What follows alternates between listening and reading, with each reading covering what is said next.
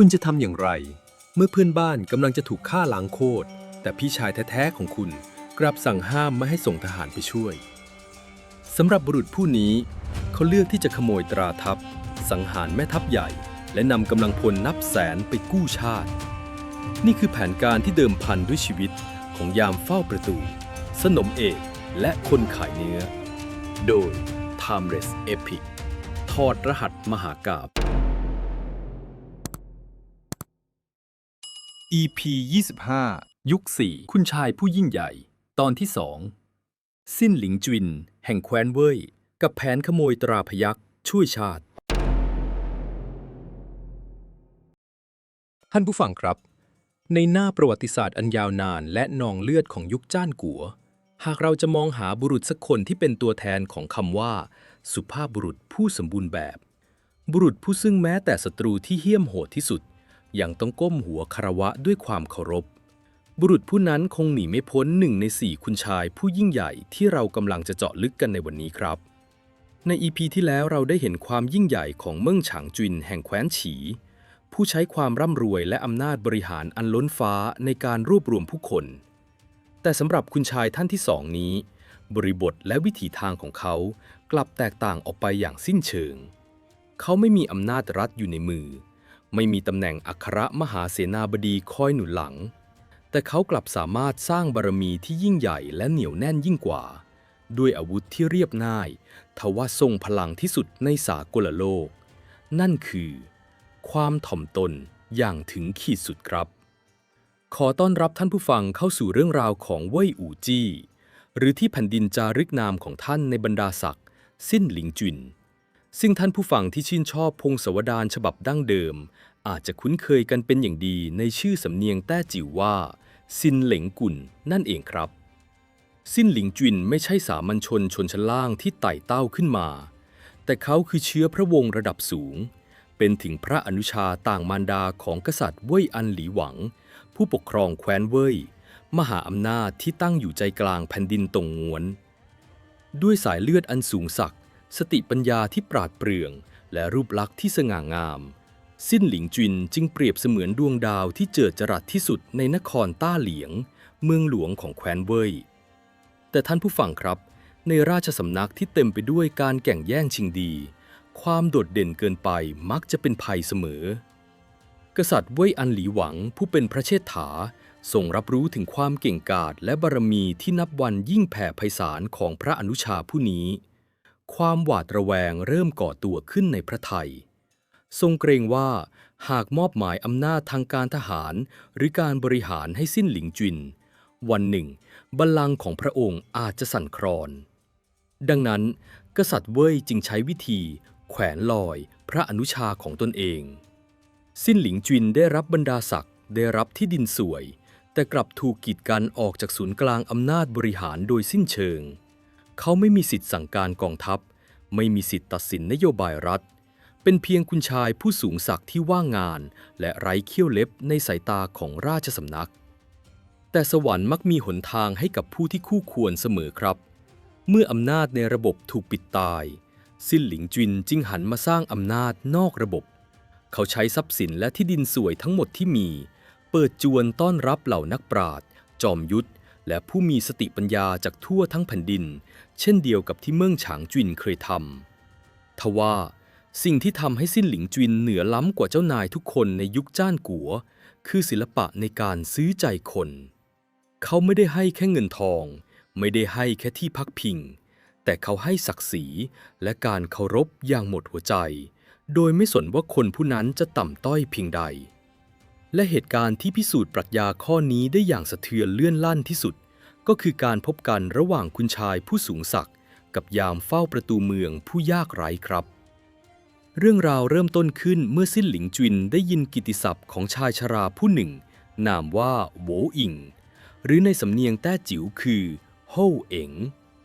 ชายผู้นี้มีอายุล่วงเข้าวัย70 ปีแล้วร่างกายผอมเหี่ยวสวมเสื้อผ้าป่านหยาบๆที่เต็มไปด้วยรอยประชุนอาชีพของเขาคือการเป็นยามเฝ้าประตูเมืองฝั่งทิศตะวันออกของนครต้าเหลียงวันๆได้แต่นั่งมองผู้คนผ่านไปมารับเบี้ยหวัดเพียงน้อยนิดประทังชีวิตไปวัน อาศัยอยู่ในตรอกที่สกปรกส่อมซ่อแต่ภายใต้เปลือกนอกที่ดูเหมือนชายชราใกล้ลงโลงผู้คนในยุทธภพต่างเล่าลือกันว่าโหวอิงผู้นี้คือยอดปราชญ์ที่ซ่อนเร้น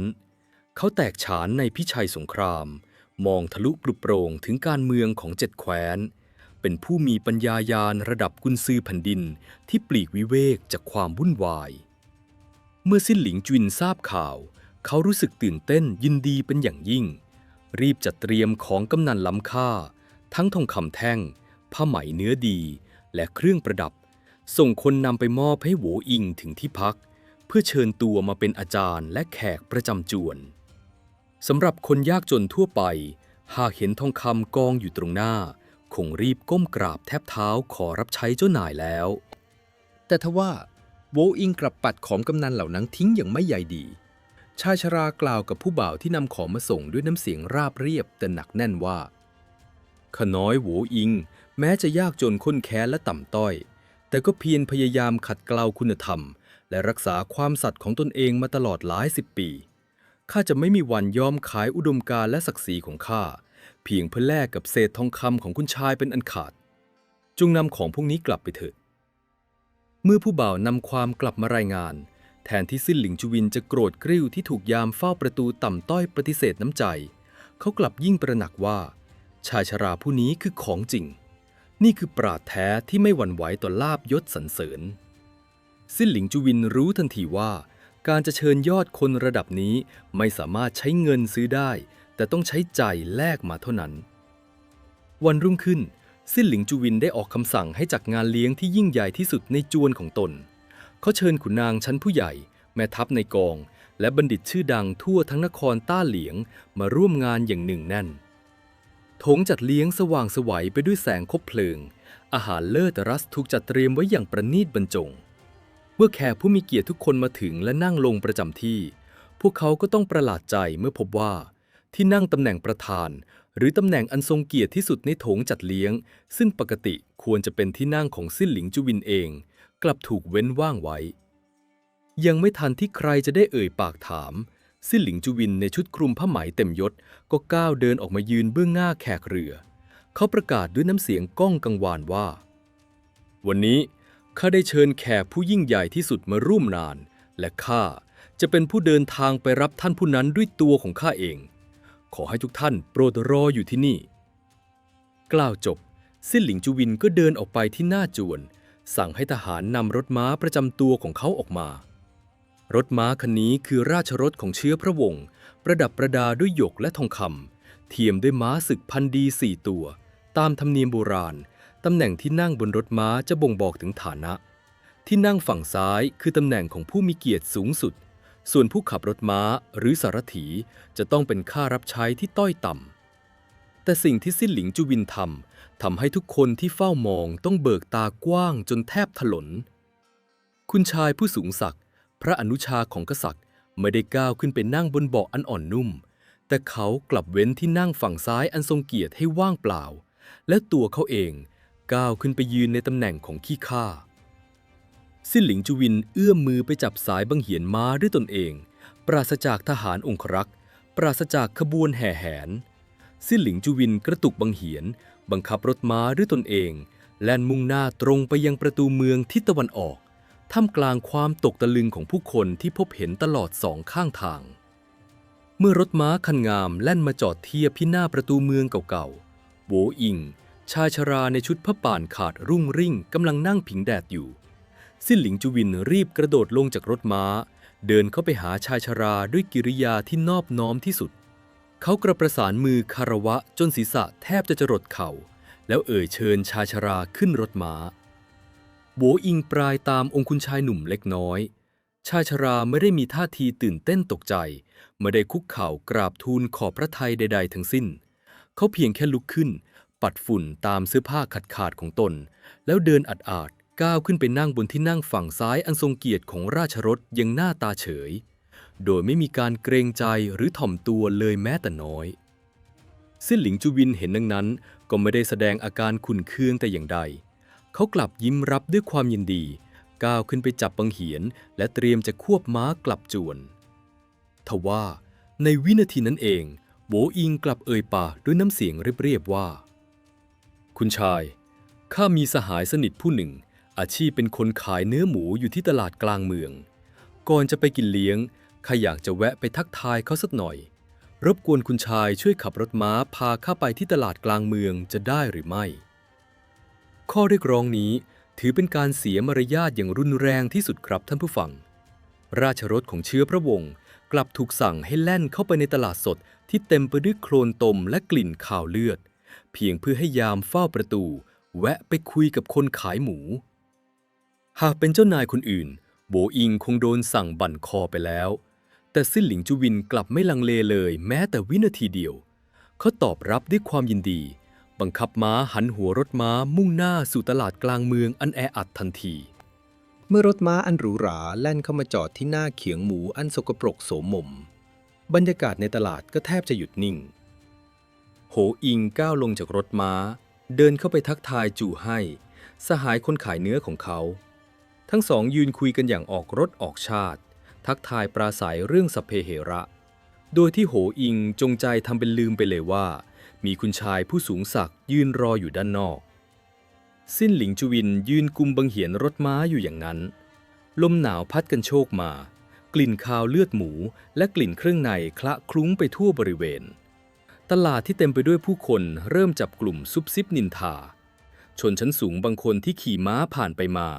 ต่างชี้ชวนกันดูพระอนุชาของกษัตริย์ที่กำลังทำตัวเป็นคนขับรถม้าให้กับคนชั้นล่างเวลาล่วงเลยเป็น1 ชั่วยาม2 ชั่วยามโหอิงแอบลอบมองปฏิกิริยาของซิ่นหลิงจูวินเป็นระยะแต่สิ่งที่ชายชราเห็นกลับทำให้เขาต้องลอบทอดถอนใจด้วยความศรัทธาใบหน้าของซิ่นหลิงจูวินไม่มีร่องรอยของความหงุดหงิดโกรธเคืองหรืออับอายเลยแม้แต่น้อยเขายืนตัวตรง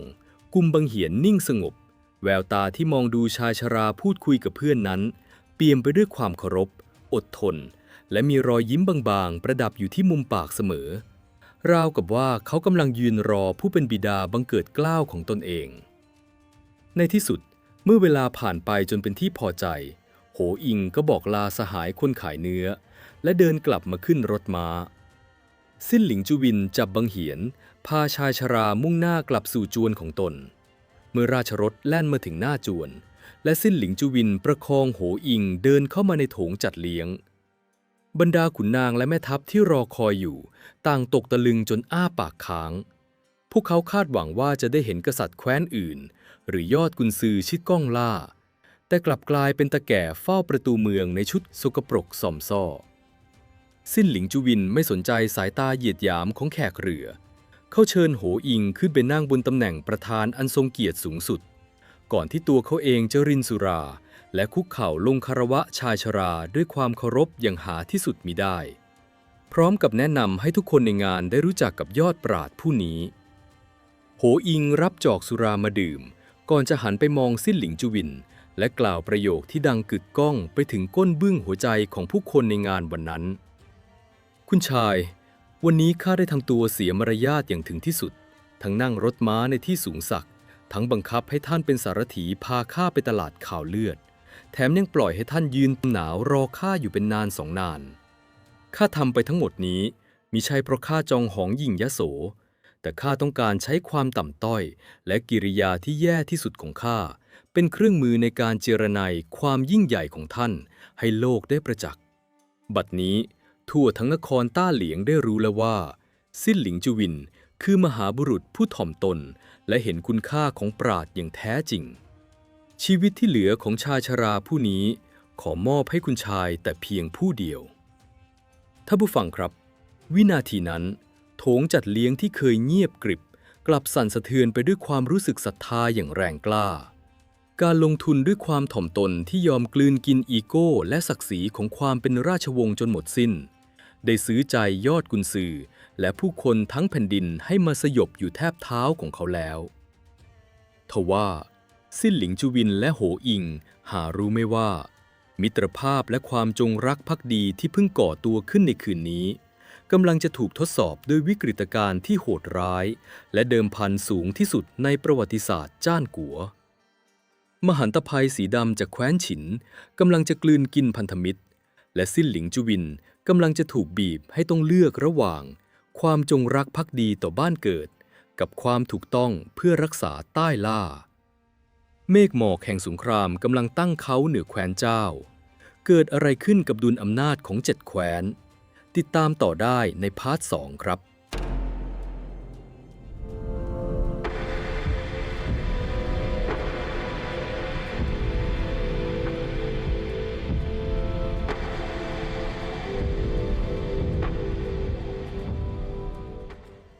ท่านผู้ฟังครับกงล้อแห่งประวัติศาสตร์ไม่เคยหยุดหมุน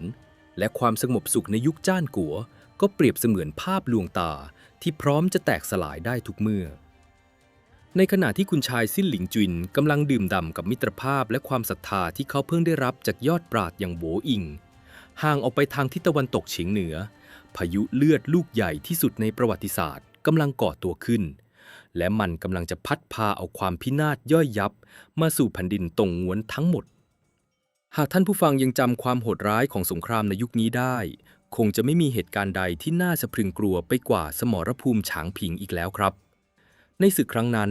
กองทัพแคว้นฉินภายใต้การนำของแม่ทัพปีศาจได้บดขยี้กองทัพแคว้นเจ้าเสียจนย่อยยับทหารเจ้ากว่า400,000 นายถูกฝังทั้งเป็นเสียงกรีดร้องโหยหวนก่อนตายของพวกเขายังคงดังก้องกังวานอยู่ในสายลมกลิ่นคาวเลือดคระคลุ้งไปทั่วหุบเขาแคว้นเจ้าที่เคยเป็นมหาอำนาจทางทหารบัดนี้สูญเสียกำลังพลวัยชะกันไปจนเกือบหมดสิ้น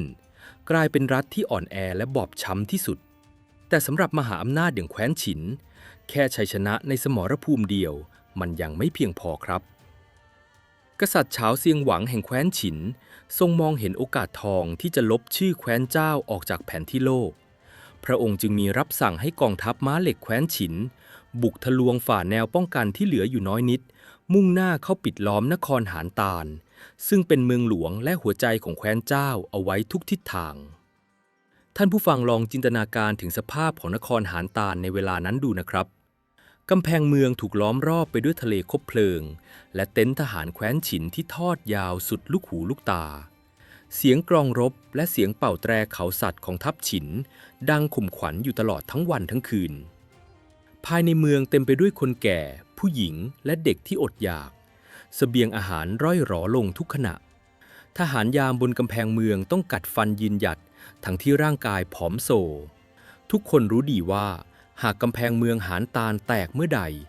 สิ่งที่รอพวกเขาอยู่คือการถูกสังหารหมู่แบบล้างโคตรในห้วงเวลาแห่งความสิ้นหวังนี้เองเจ้าผู้ครองแคว้นเจ้าและอัครมหาเสนาบดีของแคว้นเจ้านามว่าผิงหยวนจินซึ่งหลายท่านอาจรู้จักในนามเพ็งง้วนกุลหนึ่งใน4คุณชายผู้ยิ่งใหญ่แห่งยุคเช่นเดียวกับซิ่นหลิงจินได้พยายามดิ้นรนเฮือกสุดท้ายพวกเขาเขียนสารขอความช่วยเหลือด้วยเลือดส่งม้าเร็วฝ่าวงล้อมทัพฉินออกไปในยามวิกาลเพื่อมุ่งหน้าไปขอความช่วยเหลือจากประเทศเพื่อนบ้านและเป้าหมายที่สำคัญที่สุดก็คือแคว้นเว่ยซึ่งเป็นแคว้นบ้านพี่เมืองน้องและมีพรมแดนติดกันนั่นเองครับเหตุผลที่ผิงหยวนจินเจาะจงส่งสารมาที่แคว้นเว่ยไม่ใช่แค่เรื่องของภูมิรัฐศาสตร์เท่านั้นครับแต่มันเป็นเรื่องของสายเลือดด้วยเพราะภรรยาเอกของผิงหยวนจินก็คือพระพี่นางแท้ๆของซิ่นหลิงจินและเป็นพระคณิษฐาของกษัตริย์เว่ยอันหลีหวังนั่นเองเมื่อม้าเร็วควบตะบึงมาถึงนครต้าเหลียงสารเลือดขอบอกเล่าถึงชะตากรรมอันน่าเวทนาของแคว้นเจ้าถูกเปิดอ่านกลางท้องพระโรงแคว้นเว่ยตอนแรกกษัตริย์เว่ยอันหลีหวังก็ทรงตกพระทัยและเกิดความสงสารพระคณิษฐาของตนเองประกอบกับบรรดาขุนนางก็กราบทูลสนับสนุนให้ส่งทหารไปช่วยกษัตริย์เว่ยจึงตัดสินใจออกราชองค์การสั่งระดมพลครั้งใหญ่ที่สุดของแคว้นมอบหมายให้ยอดแม่ทัพนามว่าจิ้นปี่หรือที่รู้จักกันในชื่อจินปีเป็นแม่ทัพใหญ่นำกองทัพทหารราบและรถม้าศึกจำนวนกว่า100,000 นายเคลื่อนทัพออกจากเมืองหลวงมุ่งหน้าขึ้นเหนือเพื่อไปกู้ภัยให้นครหานตาลกองทัพ100,000 นายของแคว้นเว่ยธงทิวโบกสะบัดเสียงฝีเท้าทหารเดินทัพดังกึกก้องแผ่นดินเป็นความหวังอันเรืองรองที่กำลังจะพุ่งทะยานไปช่วยชีวิตชาวเจ้าแต่ทว่าข่าวการเคลื่อนทัพอันยิ่งใหญ่นี้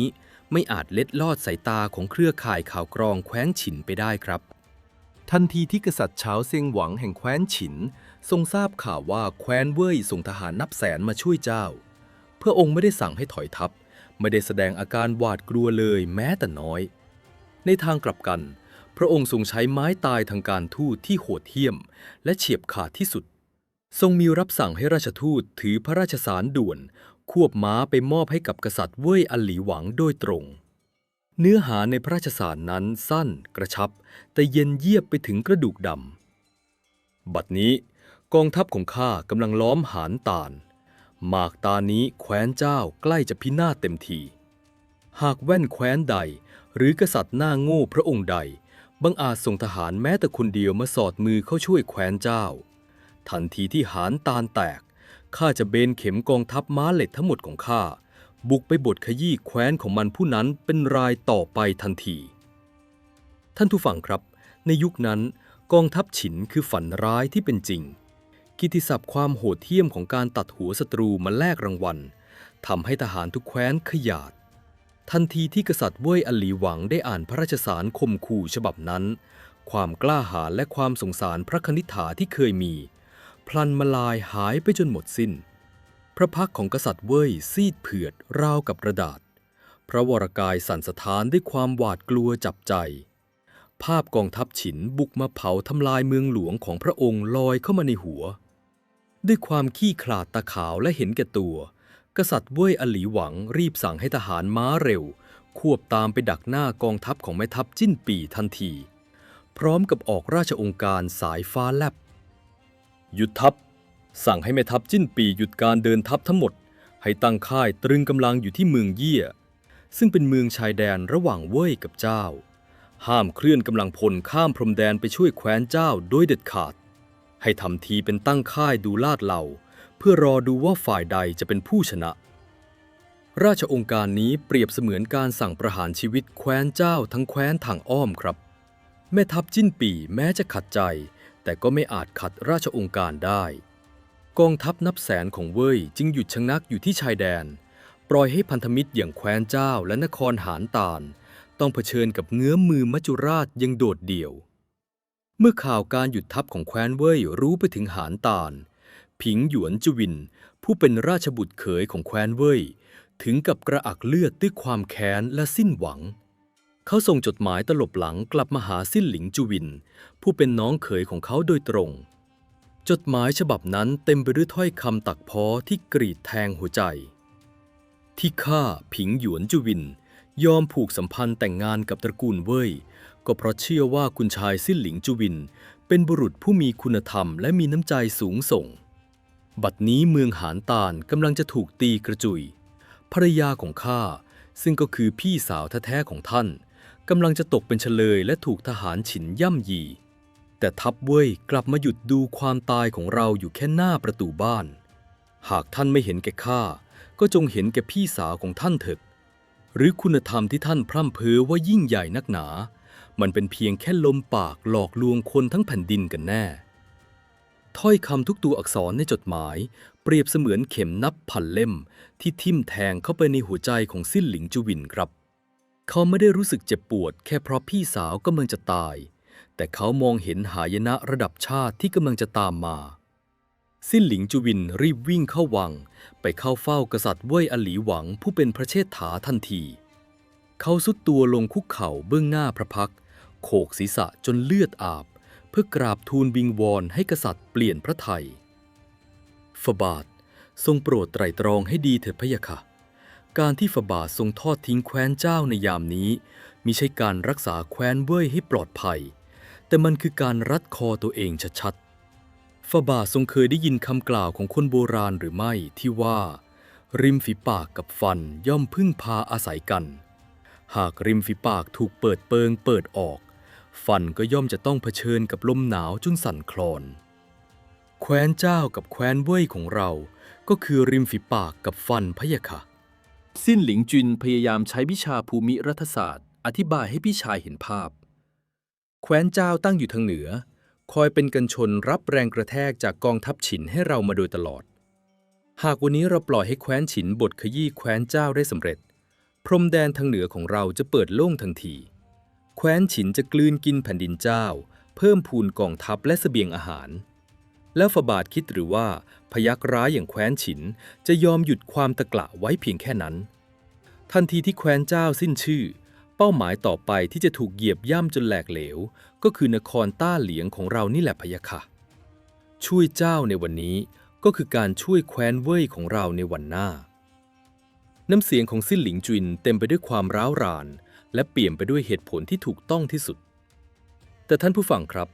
คนที่กำลังถูกความกลัวเข้าครอบงำอย่างหนักสมองส่วนตรรกะมันจะปิดการทำงานโดยอัตโนมัติกษัตริย์เว่ยอันหลีหวังในยามนั้นหวาดกลัวคำขู่ของกษัตริย์ฉินเสียจนไม่ยอมรับฟังเหตุผลใดๆทั้งสิ้นเจ้าไม่ต้องพูดแล้วกษัตริย์เว่ยตวาดลั่นเจ้ามันดีแต่ใช้ปากพูด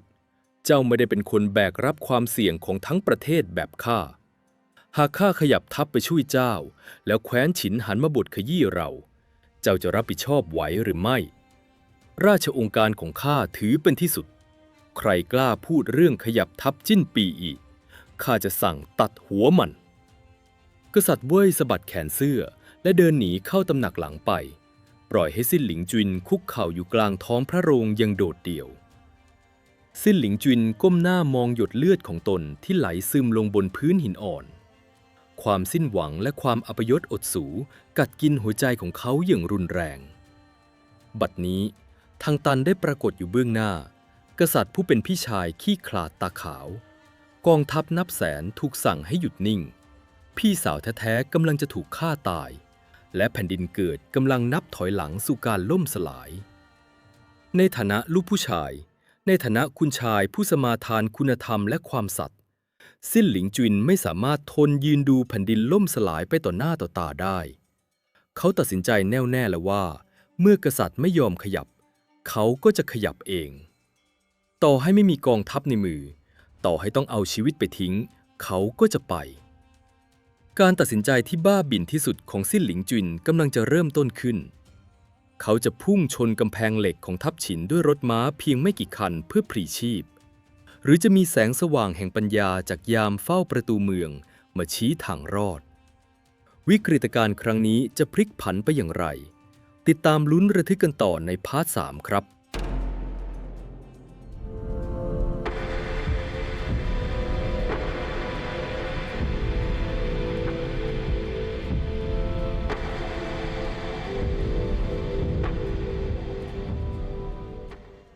ท่านผู้ฟังครับ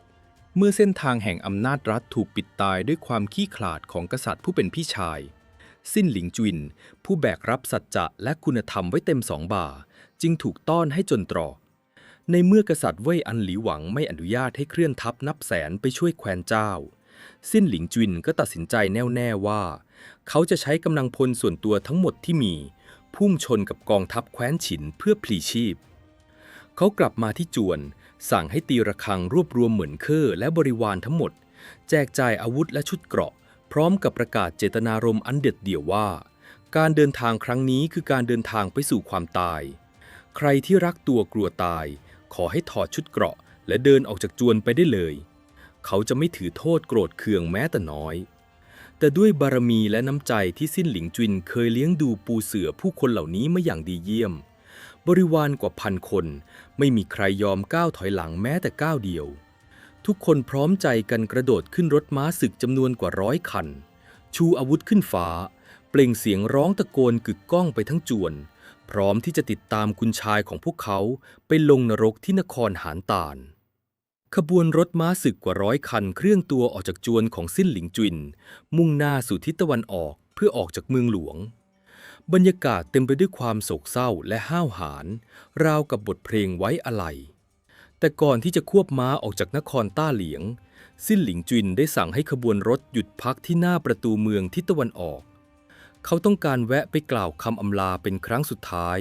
กับสหายวัย70 ปีที่เขาสะสมความศรัทธามาด้วยความถ่อมตนโหวอิงผู้เฒ่ายามเฝ้าประตูเมืองซิ่นหลิงจุนก้าวลงจากรถม้า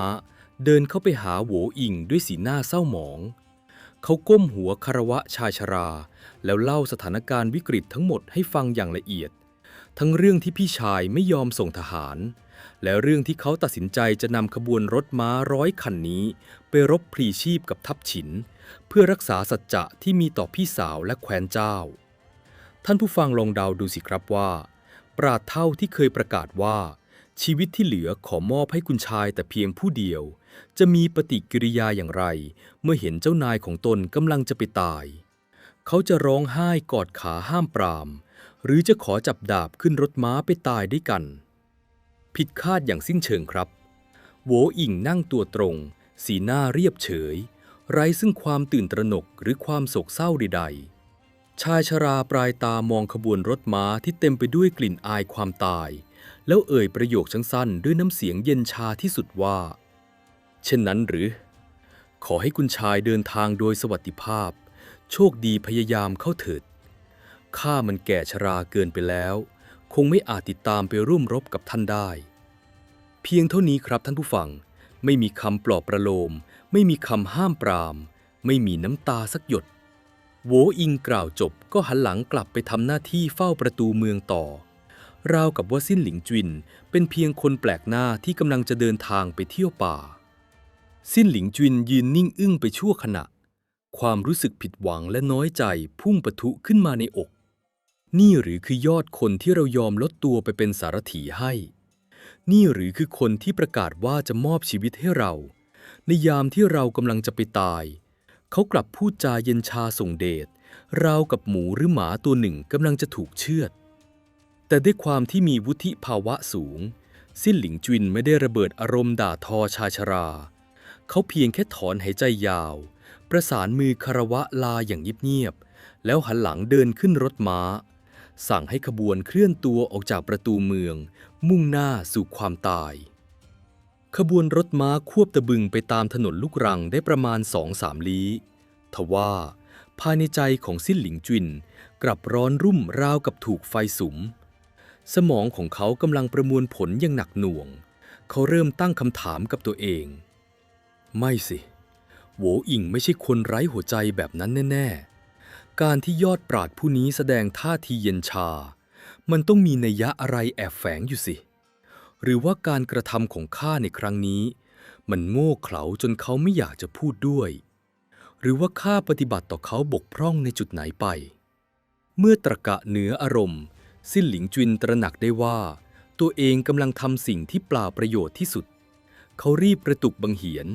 สั่งให้ขบวนรถม้าทั้งหมดหยุดนิ่งอยู่กับพี่แล้วตัวเขาเองก็หันหัวม้าควบตะบึงเพียงลำพังย้อนกลับไปที่ประตูเมืองทิศตะวันออกทันทีด้วยความเร็วสูงสุดเมื่อม้าควบมาถึงหน้าประตูเมืองซิ่นหลิงจินก็ต้องเบิกตากว้างเพราะภาพที่เห็นเบื้องหน้าคือโหวอิงชายชราในชุดป่านขาดๆไม่ได้กำลังเฝ้าประตูเมืองแต่เขากำลังยืนรออยู่กลางถนนรอยยิ้มบางๆปรากฏขึ้นบนใบหน้าที่เหี่ยวย่นราวกับรู้อยู่แล้วว่าคุณชายผู้นี้จะต้องย้อนกลับมา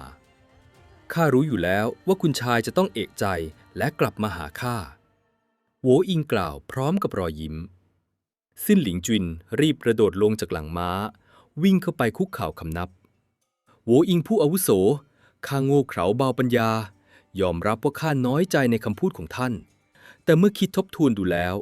การที่ข้าเลี้ยงดูปราชญ์อย่างท่านมาเนิ่นนานย่อมไม่สูญเปล่าท่าทีของท่านเมื่อครู่ต้องเป็นการเตือนสติข้าแน่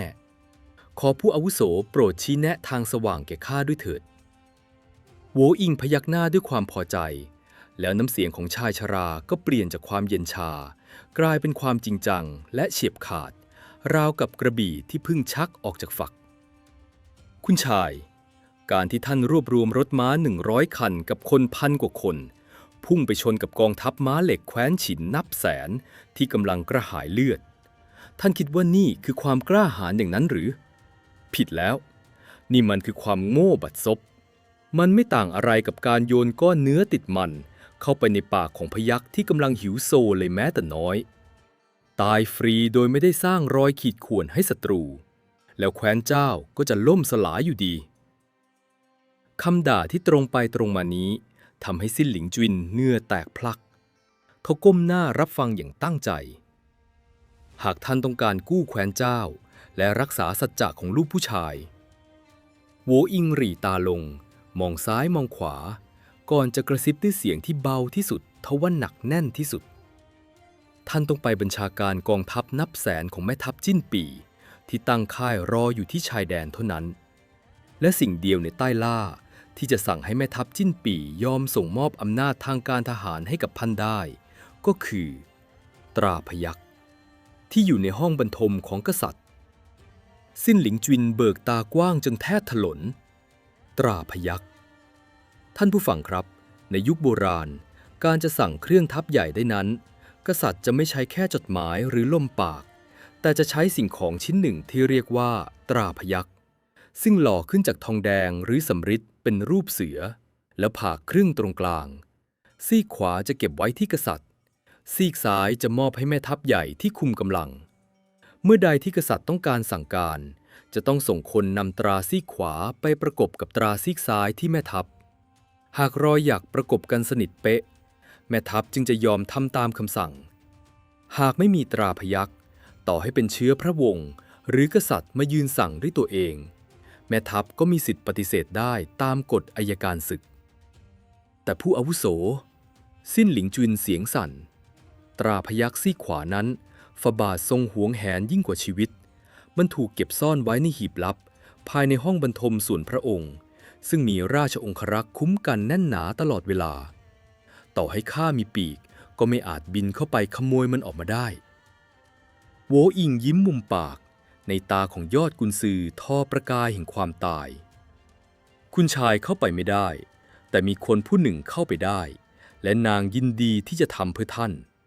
พระสนมหรูจีอย่างไรเล่าชื่อของหรูจีทำให้สิ้นหลิงจุนชะงักงันไปหรูจีคือพระสนมคนโปรดที่สุดของกษัตริย์เว่ยอันหลีหวังนางคือสตรีที่กษัตริย์หลงไหลจนยอมให้นางเข้าออกห้องบรรทมและอยู่ใกล้ชิดกับหีบลับได้ตลอด24ชั่วโมงแต่ทำไมนางถึงจะต้องยอมเอาชีวิตไปเสี่ยงเพื่อสิ้นหลิงจุนด้วยล่ะโวอิงอธิบายต่อคุณชายลืมไปแล้วหรือเมื่อ3 ปีก่อนบิดาของพระสนมหรูจีถูกศัตรูลอบสังหารนางร้องไห้กอดพระบาทของกษัตริย์ขอร้องให้ฝาบาทช่วยตามจับตัวฆาตกรมาลงโทษแต่กษัตริย์กลับเพิกเฉยไม่ใส่ใจความทุกข์ของนางเป็นคุณชายเองมิใช่หรือที่ทนเห็นความอายุติธรรมไม่ได้ท่านใช้เครือข่ายเหมือนเคอและจอมยุทธในสังกัดออกสืบสวนจนพบตัวฆาตกรสังหารมันและนำคอของมันใส่กล่องไม้ไปมอบให้พระสนมหรูจีถึงในวังเพื่อให้นางได้เส้นไหว้ดวงวิญญาณบิดาในวันนั้นพระสนมหรูจีเคยสาบานต่อฟ้าดินว่าต่อให้นางต้องตายกลายเป็นผีนางก็จะขอทดแทนบุญคุณของคุณชายให้จงได้ความทรงจำในอดีตไหลบ่าเข้ามาในสมองของสิ้นหลิงจุนใช่แล้วการลงทุนด้วยน้ำใจและความเมตตาที่เขาเคยทำไปโดยไม่หวังผลตอบแทนในวันนั้นบัดนี้มันได้กลายเป็นกุญแจดอกเดียวในแผ่นดินที่จะไขเข้าไปสู่ห้องบรรทมของกษัตริย์ได้นี่คือเวลาที่นางจะได้ตอบแทนคุณแล้วโหววิ่งย้ำท่านจงส่งสารลับไปขอร้องให้นางขโมยตราพยัคฆ์ออกมาให้ข้ารับรองด้วยชีวิตว่านางจะทำสำเร็จแผนการนี้คือการทำความผิดฐานกบฏอย่างแท้จริงครับท่านผู้ฟังหากพลาดหมายถึงการถูกสับเป็นหมื่นชิ้นทั้งสิ้นหลิงจุนและพระสนมหรูจีแต่ในยามที่บ้านเมืองและเพื่อนมนุษย์กำลังจะพินาศสิ้นหลิงจุนไม่มีทางเลือกอื่นเขาพยักหน้ารับคำและรีบส่งสายลับหญิงที่ไว้ใจได้ที่สุดลอบนำสารไปมอบให้พระสนมหรูจีในวังหลวงทันทีบรรยากาศในวังหลวงคืนนั้นตึงเครียดจนแทบจะจับต้องได้เมื่อพระสนมหรูจีได้รับสารลับและรู้ความประสงค์ของสิ้นหลิงจุนนางไม่ได้ลังเลหรือหวาดกลัวต่อโทษประหารเลยแม้แต่น้อยสำหรับสตรีในยุคจ้านกัวบุญคุณต้องทดแทนความแค้นต้องชำระนางรอคอยเวลานี้มาตลอด3 ปีเมื่อยามวิกาลมาเยือนกษัตริย์เว่ยอันหลีหวังซึ่งกำลังเคร่งเครียดกับสถานการณ์บ้านเมืองได้ดื่มสุราจนเมามายและหลับสนิทอยู่บนแท่นบรรทมเสียงกรนของกษัตริย์ดังก้องไปทั่วห้องที่จุดเตาผิงจนอบอุ่นหรูจีในชุดนอนผ้าไหมบางเบาค่อยๆยันตัวลุกขึ้นจากเตียงนางก้าวเดินด้วยปลายเท้าอย่างแผ่วเบาราวกับแมวป่าสายตาจับจ้องไปที่หีบไม้จันหอมที่หัวเตียง นางลอบหยิบกุญแจทองคำที่ผูกติดอยู่กับสายรัดเอวของกษัตริย์ออกมาอย่างระมัดระวังที่สุดเหงื่อเม็ดเล็กๆผุดขึ้นตามไรผมหากกษัตริย์ตื่นขึ้นมาตอนนี้ทุกอย่างคือจบเหแกรกเสียงกุญแจไขปลดล็อกหีบดังขึ้นเบาๆในความเงียบรูจีเปิดฝาหีบออกและหยิบเอาสิ่งของที่ทรงอำนาจที่สุดในแคว้นเว่ยออกมาตราพยัคฆ์ซีกขวาซึ่งทำจากสำริดเย็นเฉียบบัดนี้ตกอยู่ในมือของสตรีผู้บอบบางแล้วนางรีบซ่อนตราพยัคฆ์ไว้ในแขนเสื้อลอบออกจากห้องบรรทมและส่งมอบมันให้กับสายลับของซิ่นหลิงจุนที่รออยู่ตรงประตูลับของวังหลังภารกิจโจรกรรมสถานฟ้าที่เดิมพันด้วยชีวิตคนนับแสนสำเร็จลุล่วงไปได้อย่างปาฏิหาริย์เมื่อตราพยัคฆ์ถูกนำมาวางลงบนฝ่ามือของซิ่นหลิงจุนที่รออยู่หน้าประตูเมืองความเย็นของโลหะสำริดแผ่ซ่านไปถึงขั้วหัวใจซิ่นหลิงจุนกำตราพยัคฆ์ไว้แน่นบัดนี้เขาได้ข้ามเส้นจากการเป็นคุณชายผู้สูงศักดิ์กลายเป็นกบฏต่อแผ่นดินอย่างสมบูรณ์แบบแล้วแต่เพื่อรักษาความถูกต้องและปกป้องมนุษยชาติเขาพร้อมจะแบกรับตราบาปนี้ไว้แต่เพียงผู้เดียวซิ่นหลิงจุนหันไปคุกเข่าขอบคุณโหวอิงอีกครั้งผู้อาวุโสแผนการของท่านล้ำเลิศนักข้าได้ตราพยัคฆ์มาแล้วบัดนี้ข้าจะนำมันไปแสดงต่อแม่ทัพจิ้นปี่เพื่อริบอำนาจทหารและเคลื่อนทัพไปช่วยหารตาลเดี๋ยวนี้แต่ทว่ารอยยิ้มของโหวอิงกลับจางหายไปใบหน้าของชายชรากลับมาตึงเครียดและจริงจังยิ่งกว่าเดิมคุณชายท่านได้ตราพยัคฆ์มาแล้วก็จริงแต่นั่นมันเพิ่งจะผ่านไปครึ่งทางเท่านั้นโหวอิงกล่าวด้วยน้ำเสียงเยือกเย็นแม่ทัพจิ้นปี่ผู้นี้เป็นยอดขุนศึกที่เจนจบในสมรภูมิเขาเป็นคนฉลาดหลักแหลมและจงรักภักดีต่อกษัตริย์อย่างหาที่สุดมิได้ต่อให้ท่านนำตราพยัคฆ์ไปประกบกันจนสนิทเป๊ะแต่การที่กษัตริย์ส่งอนุชาของตนเองมาริบอำนาจทหารนับแสนกลางสนามรบมันเป็นเรื่องที่ผิดปกติอย่างยิ่งโหวอิงก้าวเข้ามาประชิดตัวซิ่นหลิงจุนพร้อมกับชี้หน้าเตือนสติจิ้นปี่จะต้องเกิดความสงสัยอย่างแน่นอนและถ้าหากเขาปฏิเสธที่จะมอบกองทัพให้ท่านโดยอ้างว่าจะขอส่งม้าเร็วกลับมาทูลถามกษัตริย์ที่เมืองหลวงเพื่อยืนยันคำสั่งอีกครั้งเมื่อนั้นความลับเรื่องขโมยตราพยัคฆ์จะแตกทันทีท่านจะกลายเป็นกบฏและจะถูกทหารนับแสนของจิ้นปี่สับเป็นชิ้นๆอยู่ที่หน้าค่ายนั่นแหละสิ้นหลิงจุนหน้าถอดสีถ้าเช่นนั้นข้าควรจะทำอย่างไรเล่าผู้อาวุโสโหวอิงถอนหายใจยาวสายตามองทะลุผ่านความมืดมิดของยามราตรีไปยังตลาดกลางเมืองที่เงียบสงัดความเมตตาและหลักการใช้แก้ปัญหาในยามปกติได้แต่ในยามหน้าสิวหน้าขวานเช่นนี้เมื่อก้าวขึ้นหลังเสือแล้วก็ต้องใช้วิธีของเสือหากจิ้นปี่ยอมมอบอำนาจทหารโดยดีก็ถือเป็นโชคดีของแผ่นดินแต่ถ้าหากเขาลังเลแม้แต่เสี้ยววินาทีเดียวโออิงหยุดพูดไปชั่วขณะก่อนจะเอ่ยประโยคที่โหดเหี้ยมที่สุดออกมาท่านก็ต้องฆ่าเขาทิ้งเสียสังหารแม่ทัพใหญ่กลางค่ายตัดหัวเขาเพื่อยึดอำนาจเบ็ดเสร็จสิ้นหลิงจุนถึงกับผงะถอยหลังไป1 ก้าวเขาเป็นคุณชายสายบุญไม่ใช่นักฆ่าการจะให้เขาสังหารยอดขุนศึกกลางวงล้อมของทหารนับแสนเป็นเรื่องที่เป็นไปไม่ได้เลยท่านไม่ต้องกลัวว่าท่านจะทำไม่ได้โออิงยิ้มเหี้ยมเพราะข้าได้เตรียมอาวุธลับที่จะลงมือแทนท่านไว้เรียบร้อยแล้วจงส่งคนไปตามจูให้สหายคนขายเนื้อหมูของข้ามาที่นี่เดี๋ยวนี้จิ๊กซอว์ชิ้นสุดท้ายของแผนการกำลังจะถูกเผยออกมาแล้วครับท่านผู้ฟังคนขายเนื้อหมูในตลาดสดจะไปมีปัญญาสังหารแม่ทัพใหญ่นับแสนได้อย่างไรวิกฤตการณ์หน้าค่ายทหารที่ตึงเครียดที่สุดในประวัติศาสตร์กำลังจะเปิดฉากขึ้นในพาร์ท 4ครับ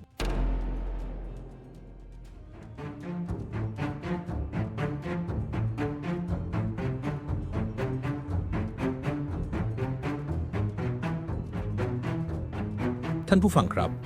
ท่ามกลางความมืดมิดของยามวิกาลที่ลมหนาวพัดกันโชกแรงบรรยากาศหน้าประตูเมืองทิศตะวันออกของนครต้าเหลียงตึงเครียดจนถึงขีดสุดเมื่อแผนการขโมยตราพยัคฆ์จากห้องบรรทมของกษัตริย์สำเร็จลุล่วงไปได้ด้วยดีสิ่งที่สิ้นหลิงจุนต้องเผชิญหน้าต่อไปคือการเดินเข้าสู่ถ้ำเสือ เพื่อไปแย่งชิงอำนาจทางการทหารจากยอดขุนศึกที่กุมกำลังพลนับแสนนายโหวอิงปราดเท่ายามเฝ้าประตูเมืองได้ชี้ให้เห็นถึงจุดอ่อนที่อันตรายที่สุดของแผนการนี้ นั่นคือแม่ทัพจิ้นปี่ ผู้บัญชาการกองทัพแคว้นเว่ยเขาเป็นทหารอาชีพที่ซื่อสัตย์และเคร่งครัดในกฎระเบียบยิ่งกว่าชีวิต การที่เชื้อพระวงศ์อย่างซิ่นหลิงจุนโผล่ไปที่ค่ายทหารกลางดึกพร้อมกับตราพยัคฆ์เพียงลำพังย่อมสร้างความคลางแคลงใจอย่างมหาศาลและหากจิ้นปี่ปฏิเสธที่จะมอบอำนาจทหารแผนการกู้แคว้นเจ้าก็จะพังทลายลงในพริบตาสำร้ายซิ่นหลิงจุนเองนั่นแหละที่จะถูกจับสับเป็นชิ้นๆในข้อหากบฏและทางออกเดียวที่โหวอิงเสนอคือการสังหารแม่ทัพใหญ่กลางค่ายไม่นานนักหลังจากที่ม้าเร็วถูกส่งออกไปชายร่างยักษ์ผู้หนึ่งก็เดินอาดๆฝ่าความมืดเข้ามาสมทบที่หน้าประตูเมืองเขาคือจูไห่สหายคนขายเนื้อหมูของโหวอิงนั่นเองครับสภาพของจูไห่ในเวลานั้นไม่ได้ดูเหมือนยอดฝีมือในยุทธภพเลยแม้แต่น้อยเขาสวมเสื้อผ้าที่เปื้อนคราบเลือดหมูและไขมันส่งกลิ่นคาวคลุ้งรูปร่างสูงใหญ่กำยำกล้ามเนื้อเป็นมัดๆราวกับสลักขึ้นจากหินผาท่าทีของเขาดุดันและเงียบขรึมซิ่นหลิงจุนรีบประสานมือคารวะจูไห่ด้วยความนอบน้อมทว่าจูไห่เพียงแค่ก้มหัวรับเล็กน้อยก่อนจะเอ่ยด้วยน้ำเสียงทุ้มลึกและหนักแน่นว่าคุณชายข้ามันก็แค่คนขายเนื้อหมูต่ำต้อยไร้ค่าในสายตาสังคมแต่ท่านเป็นถึงคุณชายผู้สูงศักดิ์กลับยอมลดตัวลงไปหาข้าที่เขียงหมูในตลาดสดถึงหลายครั้งหลายคราที่ผ่านมาข้าไม่เคยกล่าวคำขอบคุณหรือแสดงท่าทีซาบซึ้งใดๆให้ท่านเห็นเลยนั่นก็เพราะข้าถือคติว่าน้ำใจอันยิ่งใหญ่ไม่จำเป็นต้องตอบแทนด้วยลมปากหรือคำขอบคุณจอมปลอมแต่มันต้องตอบแทนด้วยชีวิตเท่านั้นบัดนี้คุณชายกำลังมีภัยถึงชีวิตข้าจูไห่ผู้นี้จะขอติดตามท่านไปที่ค่ายทหารและจะเป็นคนลงมือทะลวงอุปสรรคทุกอย่างให้ท่านเองนี่แหละครับท่านผู้ฟังวิสัยทัศน์ของซิ่นหลิงจุนในการลงทุนกับคนชั้นล่างบัดนี้มันได้แปรเปลี่ยนเป็นความจงรักภักดีที่พร้อมจะตายแทนได้อย่างหน้าตาเฉยซิ่นหลิงจุนและจูไห่กระโดดขึ้นรถม้าควบตะบึงออกจากนครต้าเหลียงมุ่งหน้าสู่เมืองเยี่ยซึ่งเป็นเมืองชายแดนที่กองทัพนับแสนของจิ้นปี่ตั้งค่ายตรึงกำลังอยู่ในระหว่างที่รถม้ากำลังแล่นฝ่าความมืดจูไห่ที่นั่งอยู่ข้างๆสังเกตเห็นว่าซิ่นหลิงจุนกำลังนั่งก้มหน้าแล้วมีหยดน้ำตาไหลรินลงมาอาบสองแก้มคนขายเนื้อขมวดคิ้วด้วยความสงสัยจึงเอ่ยถามขึ้นมาตรงๆคุณชายท่านกำลังหวาดกลัวความตายที่รออยู่เบื้องหน้ากระนั้นหรือหากท่านกลัวก็จงหันรถม้ากลับไปเสียเถิดข้าจะไม่ล้อเลียงท่านเลยซิ่นหลิงจุนเงยหน้าขึ้นปาดน้ำตาแล้วตอบด้วยน้ำเสียงที่สั่นสะท้านทว่าเปี่ยมไปด้วยความเด็ดเดี่ยวจูไห่ข้าไม่ได้กลัวตายข้าเตรียมใจที่จะทิ้งชีวิตไว้ที่นี่ตั้งแต่ก้าวออกจากบ้านแล้วแต่ที่ข้าร้องไห้ก็เพราะข้ากำลังนึกถึงแม่ทัพจิ้นปี่ต่างหากจิ้นปี่คือยอดขุนศึกผู้จงรักภักดีเขาปกป้องแว่นแคว้นของเรามาทั้งชีวิตเป็นเสาหลักของบ้านเมืองแต่เมื่อข้าไปถึงค่ายและยื่นตราพยัคฆ์ให้เขาด้วยสัญชาตญาณของทหารกรำศึกข้ารู้ดีว่าเขาจะต้องไม่ยอมมอบอำนาจให้ข้าอย่างแน่นอนและเมื่อนั้นเราก็จำเป็นจะต้องลงมือฆ่าเขาข้ากำลังร้องไห้ให้กับยอดขุนพลผู้ภักดีที่จะต้องมาตายด้วยน้ำมือของข้าเพื่อแลกกับการกู้แผ่นดินเจ้าอย่างไรเล่าท่านผู้ฟังครับนี่คือความเจ็บปวดของการเป็นผู้นำซิ่นหลิงจุนไม่ได้เกลียดชังจิ้นปี่เลยแม้แต่น้อยเขารู้ว่าจิ้นปี่ไม่ได้ทำอะไรผิดจิ้นปี่แค่ทำตามหน้าที่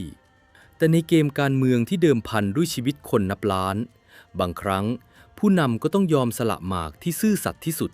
เพื่อให้กระดานภาพรวมสามารถเดินต่อไปได้มันคือความถูกต้องที่อาบไปด้วยเลือดและน้ำตาอย่างแท้จริงเมื่อรุ่งอรุณเริ่มจับขอบฟ้ารถม้าของซิ่นหลิงจุนก็เดินทางมาถึงหน้าค่ายทหารของแม่ทัพจิ้นปี่ที่เมืองเยี่ย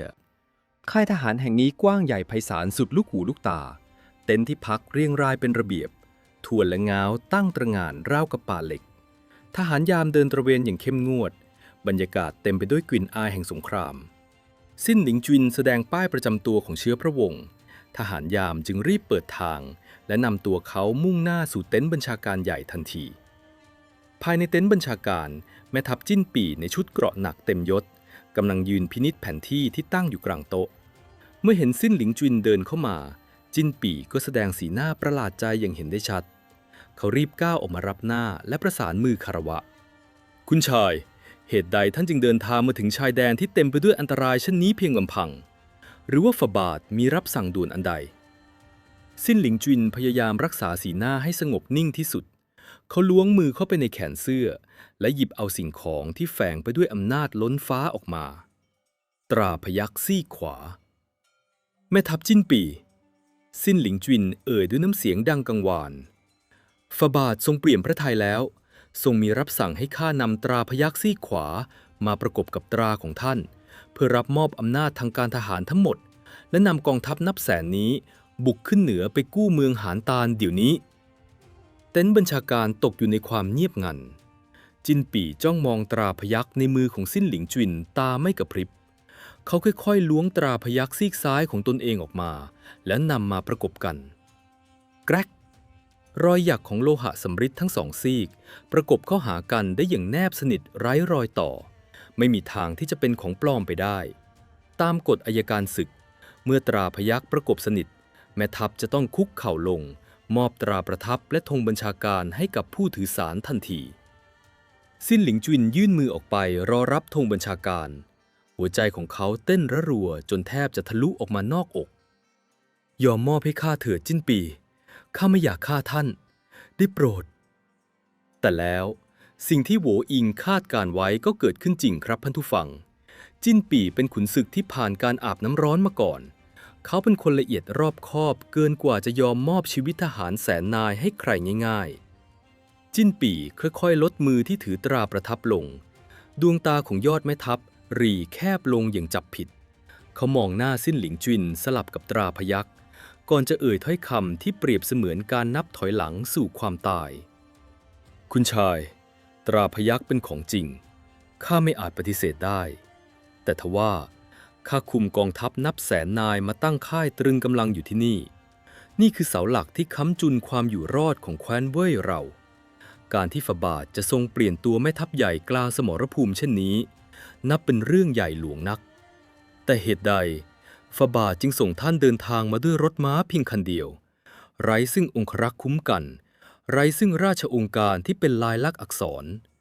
เรื่องนี้มันผิดวิสัยของการสั่งการกองทัพอย่างยิ่งจิ้งปี่ก้าวถอยหลังไปหนึ่งก้าวมือขวากุมด้ามกระบี่ที่เอวโดยสัญชาตญาณข้าเกรงว่าเรื่องนี้จะมีเงื่อนงำข้าขอปฏิเสธการมอบอำนาจทหารในตอนนี้ข้าจะส่งม้าเร็วกลับไปที่นครต้าเหลียงเพื่อกราบทูลถามฝาบาทให้แน่พระทัยอีกครั้งเมื่อมีราชองค์การยืนยันข้าจึงจะยอมสละตำแหน่งวินาทีนั้นเองอากาศในเต็นท์บัญชาการราวกับถูกสูบออกไปจนหมดสิ้นจิ้นปี่ไม่ยอมมอบอำนาจทหารซิ่นหลิงจุนหน้าซีดเผือดหากปล่อยให้จิ้นปี่ส่งม้าเร็วกลับไปวังหลวงความลับแตกแน่นอนว่าตราพยัคฆ์ถูกขโมยมาเขาจะกลายเป็นกบฏและแคว้นเจ้าจะถูกล้างโคตรบังอาจเสียงตวาดดังกึกก้องราวกับฟ้าผ่าไม่ใช่เสียงของซิ่นหลิงจุนแต่เป็นเสียงของจู่ไห่ชายร่างยักษ์ผู้ยืนเงียบอยู่เบื้องหลังมาตลอดจู่ไห่ก้าวพรวดออกมาข้างหน้าดวงตาวาวโรดราวกับสัตว์ร้ายกระหายเลือดเขาชี้หน้าด่าแม่ทัพใหญ่กลางค่ายยังไม่เกรงกลัวคุณชายถือตราพยัคฆ์อายสิทธิ์มาถึงที่นี่คือตัวแทนแห่งองค์กษัตริย์เจ้าเป็นแค่แม่ทัพรับใช้กลับบังอาจสงสัยและขัดขืนคำสั่งเจ้าตั้งใจจะก่อกบฏแข็งเมืองกระนั้นหรือจิ้นปี่โกรธจัดที่ถูกคนขายเนื้อต่ำต้อยชี้หน้าด่าเขาเตรียมจะตะโกนเรียกทหารยามเข้ามาจับกุมตัวแต่ทว่าจูให้เร็วกว่ามากครับเขาไม่ได้พกดาบไม่ได้พกกระบี่แต่สิ่งที่เขาซ่อนเอาไว้ในแขนเสื้ออันกว้างขวางมาตลอดทางคืออาวุธสังหารที่โหดเหี้ยมที่สุดมันคือกรวยเหล็กหรือค้อนเหล็กทรงกรวยที่หล่อขึ้นจากเหล็กกล้าทั้งดุ้นน้ำหนักของมันมากถึง40 ชั่งในมาตราชั่งวัดโบราณ เทียบเท่าน้ำหนักเกือบ 20 กิโลกรัมในปัจจุบันเรานึกภาพตามนะครับเหล็กตันๆน้ำหนัก 20 กิโลกรัมคนธรรมดาแค่จะยกด้วย2 มือยังลำบากแต่จูไห่ผู้มีพละกำลังดั่งช้างสารกลับคว้าด้ามกรวยเหล็ก 40 ช่างนี้ด้วยมือขวาเพียงข้างเดียวก่อนที่จิ้นปี่จะได้อ้าปากส่งเสียงร้องจูไห่ก็เกร็งกล้ามเนื้อแขนจนเส้นเลือดปูดโปนเหวี่ยงค้อนเหล็ก 40 ช่างสุดแรงเกิดแหวกอากาศจนเกิดเสียงดังวืดพุ่งเข้าเป้าหมายอย่างแม่นยำและรุนแรงที่สุดโพละเสียงกะโหลกศีรษะแตกกระจายดังก้องไปทั่วเต็นท์บัญชาการพลานุภาพของค้อนเหล็ก 40 ช่างที่บวกกับแรงเหวี่ยงของยอดฝีมือมันรุนแรงมหาศาลเสียจนหมวกเกราะของจิ้นปี่ยุบตัวลงไปบดขยี้กะโหลกศีรษะจนแหลกละเอียดสมองและเลือดสดๆสาดกระเซ็นไปทั่วบริเวณแม่ทัพใหญ่แคว้นเว่ยผู้เกรียงไกรล้มตึงลงไปกองกับพื้นสิ้นใจตายคาที่โดยไม่มีโอกาสได้ตอบโต้หรือส่งเสียงร้องแม้แต่แอะเดียวทหารองครักษ์และรองแม่ทัพที่อยู่ในเต็นท์ต่างยืนตัวแข็งทื่อตกตะลึงจนวิญญาณแทบหลุดออกจากร่างภาพของแม่ทัพใหญ่ที่ถูกคนขายเนื้อทุบหัวแบะตายต่อหน้าต่อตามันสยดสยองและเกิดขึ้นเร็วเกินกว่าที่ใครจะตั้งตัวทันในจังหวะแห่งความโกลาหลนั่นเองสิ้นหลิงจุนต้องกลืนความเจ็บปวดจากการสูญเสียขุนพลผู้ภักดีลงไปให้ลึกที่สุดเขารวบรวมสติก้าวข้ามศพของจิ้นปี่ที่จมกองเลือดก้มลงหยิบธงบัญชาการและตราประทับแม่ทัพขึ้นมาถือไว้ในมือชูมันขึ้นสูงเหนือหัวแล้วประกาศด้วยน้ำเสียงที่ทรงพลังและเฉียบขาดที่สุดจิ้นปี่ขัดขืนราชองค์การมีความผิดฐานกบฏโทษของมันคือประหารชีวิตบัดนี้ข้าสิ้นหลิงจุนเป็นผู้ถือตราพยัคฆ์อายสิทธิ์แห่งองค์กษัตริย์ผู้ใดกล้าขัดขืนไม่ยอมรับฟังคำสั่งของข้ามันผู้นั้นจะมีจุดจบเช่นเดียวกับจิ้นปี่ถ่ายทอดคำสั่งออกไปให้ทั่วทั้งค่ายกองทัพเว่ยทั้งหมดจะต้องเคลื่อนพลขึ้นเหนือเพื่อมุ่งหน้าไปกู้เมืองหานตานเดี๋ยวนี้อำนาจแห่งตราพยัคฆ์บวกกับความเด็ดขาดอำมหิตในการเชือดไก่ให้ลิงดูทำให้ไม่มีรองแม่ทัพหรือทหารคนใดกล้าแม้แต่จะปริปากคัดค้านพวกเขาสุดตัวลงคุกเข่ายอมรับการบัญชาการของสิ้นหลิงจุนอย่างสิโรราบการรัฐประหารยึดอำนาจกองทัพนับแสนนายด้วยรถม้า1 คันค้อนเหล็ก1 อันและความกล้าหาญที่ยอมแลกด้วยข้อหากบฏได้สำเร็จลุล่วงลงแล้วครับท่านผู้ฟังแต่การขโมยทหารมาได้มันเป็นเพียงแค่จุดเริ่มต้นเท่านั้นเพราะอุปสรรคที่แท้จริงและน่าสะพรึงกลัวที่สุดกำลังรอคอยพวกเขาอยู่ที่นครหานตานกองทัพเว่ยที่ปราศจากแม่ทัพเก่าจะสามารถต่อกรกับกองทัพม้าเหล็กแคว้นฉินที่หิวกระหายได้หรือไม่และชะตากรรมของโหวอิงผู้เฒ่ายามเฝ้าประตูที่อยู่เบื้องหลังแผนการทั้งหมดนี้จะลงเอยอย่างไรความสยดสยองของสงครามและบทสรุปของมิตรภาพลูกผู้ชายกำลังจะถูกเปิดเผยในพาร์ท 5ครับ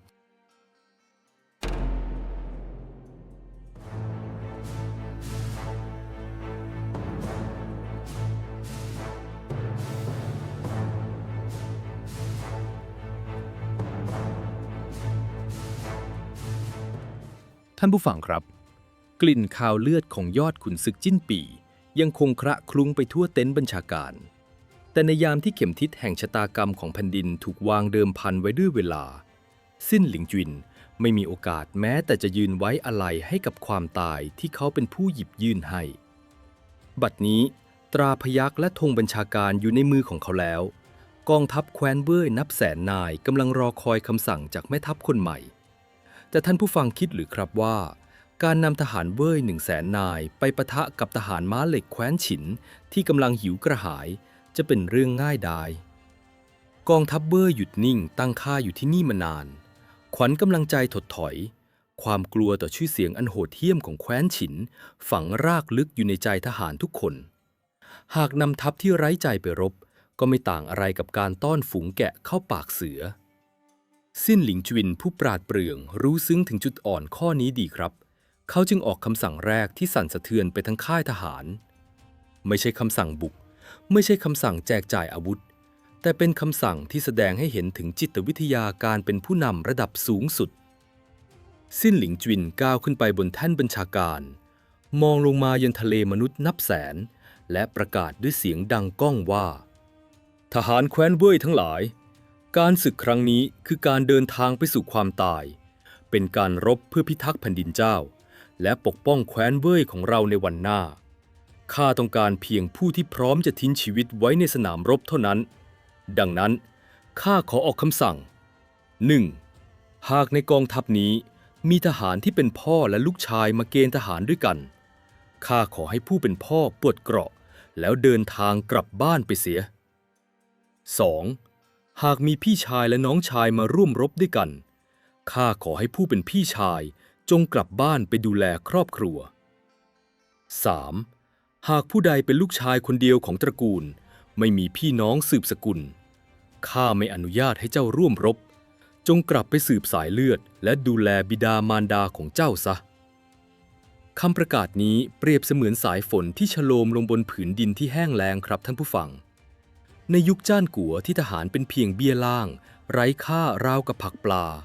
การที่แม่ทัพใหญ่เห็นคุณค่าของครอบครัวและการสืบสกุลของทหารเลวมันได้สร้างความซาบซึ้งใจอย่างมหาศาลทหารหลายคนถึงกับหลั่งน้ำตาออกมาด้วยความตื้นตันเมื่อคัดกรองผู้ที่มีภาระทางครอบครัวออกไปจนหมดสิ้น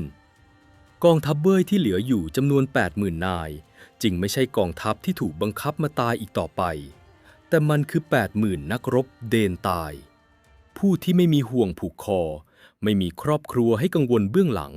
และพร้อมที่จะมอบชีวิตที่เหลืออยู่ถวายหัวให้กับคุณชายผู้มีเมตตาผู้นี้ขวัญและกำลังใจของกองทัพเว่ยพุ่งขึ้นถึงขีดสุดสิ้นหลิงจวินสั่งลั่นกรองรบ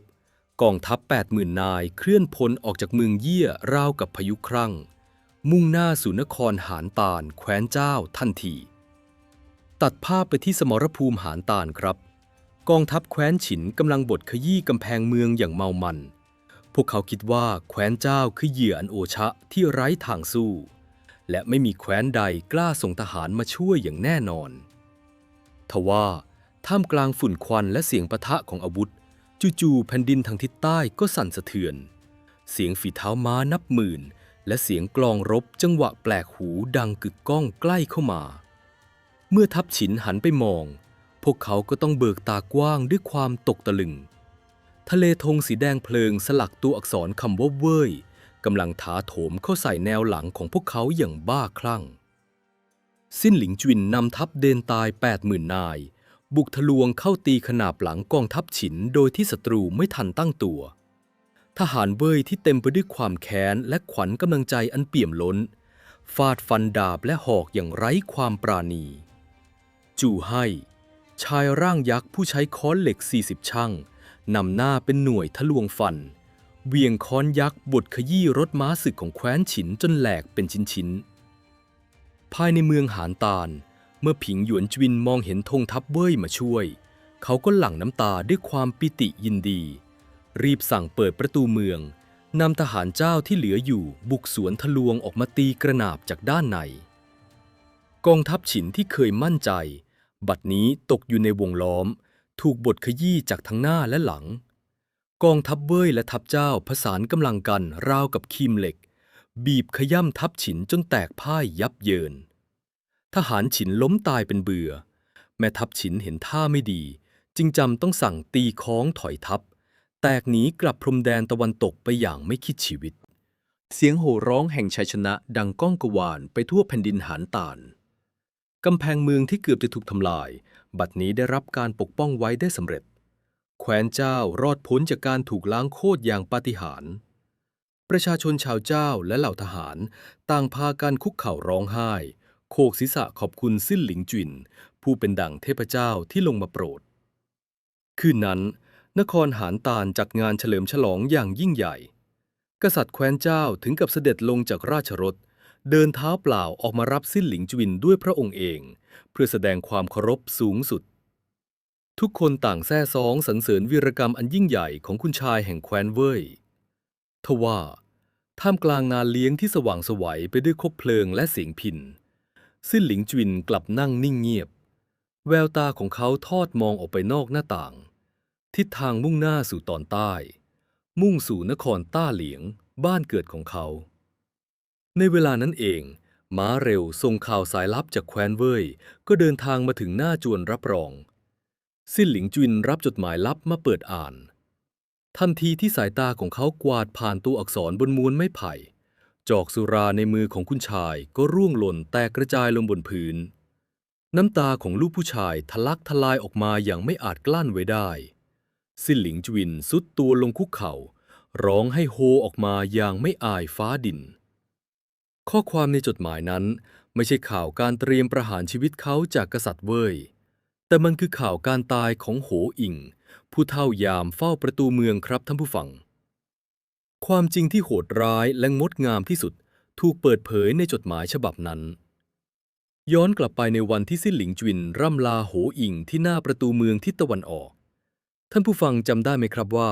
โหอิงได้คำนวณวันและเวลาในการเดินทางของซิ่นหลิงจุนอย่างแม่นยำปราเท่ารู้ดีว่าการจะไปถึงเมืองเยี่ยและทำการยึดอำนาจแม่ทัพจิ้นปี่นั้นจะต้องใช้เวลาเดินทางกี่วันกี่ชั่วยามโหอิงเคยพูดไว้ก่อนจากกันว่าข้ามันแก่ชราเกินไปไม่อาจติดตามไปร่วมรบกับท่านได้แต่ข้าขอสัญญาว่าในวันที่คุณชายเดินทางไปถึงค่ายทหารของจิ้นปี่ข้าจะขอใช้วิญญาณของข้าติดตามไปคุ้มครองท่านเองในตอนนั้นซิ่นหลิงจุนไม่เข้าใจความหมายอันลึกซึ้งนี้แต่บัดนี้เขากระจ่างแจ้งแล้วในรุ่งอรุณของวันที่ซิ่นหลิงจุนก้าวเข้าไปในค่ายทหารเมืองเยี่ยเพื่อเผชิญหน้ากับความตายที่นครต้าเหลียงโหอิงชายชราวัย70 ปีได้จัดแจงอาบน้ำชำระร่างกายสวมชุดที่สะอาดที่สุดเดินไปหยุดยืนอยู่ที่หน้าประตูเมืองทิศตะวันออกอันเป็นสถานที่ที่เขาปฏิบัติหน้าที่มาทั้งชีวิตโหอิงหันหน้าไปทางทิศเหนือที่ตั้งของสมรภูมิหานตาลและแคว้นเจ้าเขาประสานมือคารวะไปทางทิศนั้นเป็นครั้งสุดท้ายก่อนจะชักกระบี่สั้นออกมาและเชือดคอตัวเองปลิดชีพดับดิ้นอยู่ตรงนั้นทันทีทำไมโหอิงถึงต้องทำเช่นนี้ท่านผู้ฟังครับนี่คือสุดยอดแห่งสัจจะและวิถีแห่งปราชญ์ในยุคจ้านกัวครับโหอิงเป็นคนวางแผนให้ซิ่นหลิงจุนขโมยตราพยัคฆ์ซึ่งถือเป็นความผิดฐานกบฏต่อแผ่นดินและทรยศต่อกษัตริย์เว่ยแม้เป้าหมายจะสูงส่งเพื่อกู้แผ่นดินเจ้าแต่ความผิดก็คือความผิดโหอิงไม่ต้องการให้ซิ่นหลิงจุนต้องแบกรับข้อหากบฏเพียงลำพัง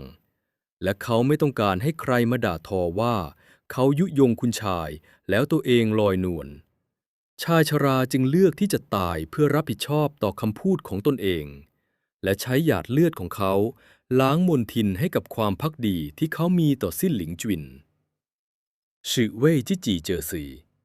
ปราดยอมตายเพื่อผู้ที่รู้ซึ้งถึงคุณค่าของตนโหอิงได้พิสูจน์แล้วว่าทองคำล้ำค่าที่ซิ่นหลิงจุนเคยมอบให้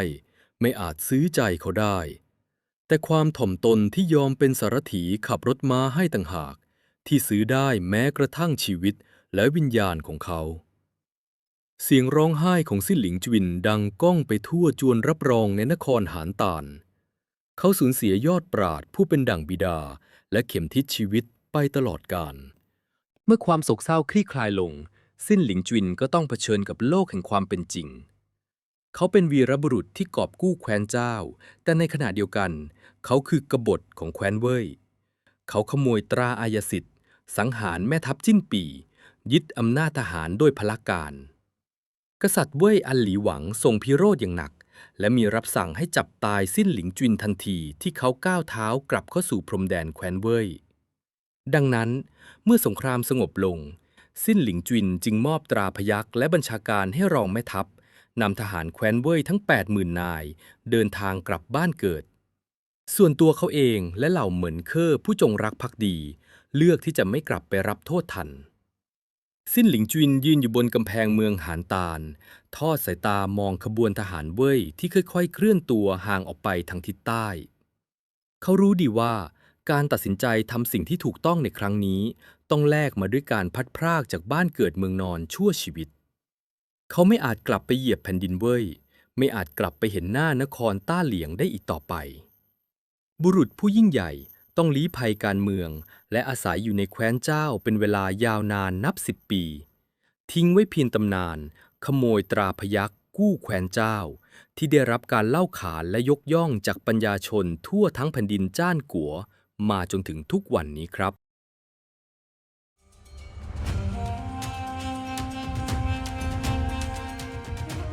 จบลงไปแล้วครับสำหรับตำนานอันยิ่งใหญ่และบีบคั้นอารมณ์ของคุณชายซิ่นหลิงจุนท่านผู้ฟังฟังแล้วรู้สึกอย่างไรบ้างครับฉากที่โหวอิงเชือดคอตัวเองเพื่อรับผิดชอบต่อสัจจะของลูกผู้ชายและการตัดสินใจยอมเป็นกบฏของซิ่นหลิงจุนเพื่อรักษาความถูกต้องหากเป็นท่านผู้ฟังต้องเลือกระหว่างความจงรักภักดีต่อองค์กรกับมนุษยธรรมและผลประโยชน์ส่วนรวมท่านจะเลือกทางไหนครับมาร่วมคอมเมนต์แลกเปลี่ยนมุมมองกันได้เลยนะครับและอย่าลืมกด subscribe กดไลค์เพื่อเป็นกำลังใจให้ผมและทีมงานมหากาพย์เลียดก๊กด้วยนะครับเรื่องราวสุดเข้มข้นยังไม่จบแค่นี้ครับเพราะในพาร์ทหน้าเราจะเข้าสู่ Exclusive Analysis ถอดรหัสเจาะลึกบทเรียนจากเหตุการณ์นี้ว่าในมุมมองของการบริหารคนการลงทุนในทรัพยากรมนุษย์และการตัดสินใจในภาวะวิกฤต Crisis Management ซิ่นหลิงจุนได้ฝากบทเรียนระดับ Masterpiece อะไรไว้ให้พวกเราบ้าง ห้ามพลาดเด็ดขาดครับ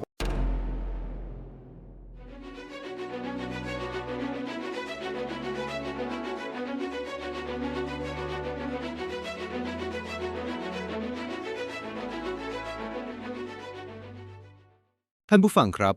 หลังจากที่เราได้ร่วมลุ้นระทึกนั่งเกรงจนแทบหยุดหายใจไปกับการโจรกรรมที่ยิ่งใหญ่ที่สุดและการพัดพรากที่สะเทือนอารมณ์ที่สุดในยุคจ้านกัวกันมาแล้วบัดนี้ฝุ่นควันในสมรภูมิหานตาลได้จางหายไปแต่ทว่ามรดกทางความคิดและบทเรียนที่สิ้นหลิงจุนได้ทิ้งไว้ให้กับประวัติศาสตร์กลับยิ่งทอประกายเจิดจ้าข้ามการเวลามาจนถึงปัจจุบันครับในเฟสของ Exclusive Analysis วันนี้ผมอยากจะพาท่านผู้ฟังถอดหมวกของนักเรียนประวัติศาสตร์ออกแล้วสวมหมวกของนักบริหารจัดการองค์กร Corporate Management และนักยุทธศาสตร์ Strategist เพื่อมาเจาะลึกกันว่าภายใต้ฉากหน้าของวีรกรรมขโมยตราพยัคฆ์ช่วยเจ้านั้นมันซ่อนปรัชญาความเป็นผู้นำ Leadership ระดับ Masterpiece อะไรเอาไว้บ้างทำไมชายผู้ไม่มีอำนาจรัฐอยู่ในมือจึงสามารถพลิกกระดานการเมืองของเจ็กมหาอำนาจได้ด้วยตัวคนเดียว 1. Human Capital Investment สกุลเงินที่เรียกว่าศักดิ์ศรีในโลกธุรกิจและการบริหารองค์กรยุคปัจจุบันเวลาที่เราพูดถึงการซื้อใจคนเก่ง Talent Acquisition หรือการรักษาคนเก่งไว้ในองค์กร Talent Retention เรามักจะนึกถึงเรื่องของเงินเดือนสูงๆโบนัสงามๆสวัสดิการดีๆหรือตำแหน่งที่โก้หรูนั่นคือการใช้เงินและอำนาจเป็นสกุลเงินในการแลกเปลี่ยนซึ่งมันก็คือรูปแบบที่กษัตริย์แว่นแคว้นต่างๆในยุคจ้านกัวใช้กันเป็นเรื่องปกติครับแต่สิ่งที่ซิ่นหลิงจุนทำมันก้าวข้ามมิติของการใช้เงินไปไกลลิบหลงเลยครับเขาเข้าใจอย่างถ่องแท้ว่าเงินทองซื้อได้แค่เวลาและแรงงานแต่ไม่อาจซื้อวิญญาณและความจงรักภักดีระดับถวายหัวได้สกุลเงินเดียวที่จะซื้อสิ่งเหล่านั้นได้คือสกุลเงินที่เรียกว่าศักดิ์ศรีความเป็นมนุษย์และความถ่อมตนท่านผู้ฟังลองวิเคราะห์เหตุการณ์ที่ซิ่นหลิงจุนไปเชิญหัววิงผู้เฒ่ายามเฝ้าประตูเมืองดูสิครับในมุมมองของ Employer Branding หรือการสร้างแบรนด์นายจ้างนี่คือแคมเปญการตลาดที่อัจฉริยะที่สุดการที่เชื้อพระวงศ์ยอมทิ้งอีโก้ลดตัวไปเป็นสารถีขับรถม้าให้ตายามสกปรกสปรกรอหน้าเขียงหมูโดยไม่ปริปากบ่นมันไม่ได้ส่งผลแค่ทำให้โหวอิงประทับใจเท่านั้นแต่มันเป็นการส่งสารเมสเซจประกาศให้คนทั้งแผ่นดินได้รับรู้ว่าองค์กรของซิ่นหลิงจุนให้ค่ากับปัญญามากกว่าชาติกำเนิดและผลลัพธ์ของการลงทุนด้วยศักดิ์ศรีนี้คืออะไรครับเมื่อถึงคราววิกฤตสูงสุดซิ่นหลิงจุนไม่ต้องใช้เงินจ้างนักฆ่าสักแดงเดียวพระสนมหรูจีสตรีผู้บอบบางยอมเสี่ยงโทษประหาร7 ชั่วโคตรลอบเข้าไปขโมยสมบัติที่หวงแหนที่สุดของกษัตริย์เพียงเพื่อทดแทนน้ำใจที่ซิ่นหลิงจุนเคยช่วยล้างแค้นให้บิดานางคนขายเนื้อหมูในตลาดยอมแบกค้อน40ชั่งเดินหน้าเข้าไปทุบหัวแม่ทัพใหญ่นับแสนกลางค่ายทหารเพียงเพื่อทดแทนการให้เกียรติที่คุณชายสูงศักดิ์เคยมอบให้ ปราดเฒ่าผู้วางแผนการทั้งหมดยอมใช้กระบี่เชือดคอตัวเองตายเพื่อมอบความชอบธรรมและล้างมลทินให้กับเจ้านายของตนนี่คือตัวอย่างที่ทรงพลังที่สุดของการบริหารทรัพยากรบุคคลครับเมื่อผู้นำปฏิบัติต่อผู้ตามด้วยความเคารพอย่างสูงสุดในยามปกติผู้ตามก็จะพร้อมระเบิดพลังศักยภาพและมอบชีวิตให้ผู้นำในยามวิกาลเช่นกัน 2. Ethical Dilemma เมื่อกฎขององค์กรขัดแย้งกับความอยู่รอดของระบบนิเวศ ประเด็นที่ 2 นี้เป็นความคลาสสิกของการจัดการความขัดแย้งทางจริยธรรม Ethical Dilemma ที่ผู้นำระดับสูงทุกคนต้องเคยเผชิญครับ เรามาวิเคราะห์กษัตริย์เว่ยอันหลีหวังกันก่อน ในมุมมองของ CEO